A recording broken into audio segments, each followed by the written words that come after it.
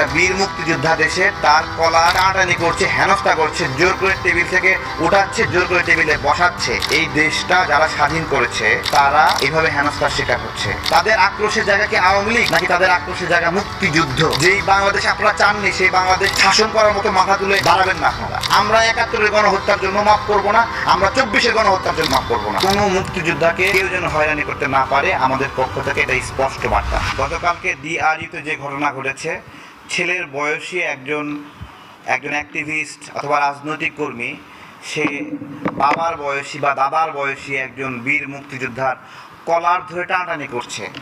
এইটা বাংলাদেশের নাগরিকদের কাছে কি মেসেজ যায় আপনাদেরকে জিজ্ঞাসা করছি।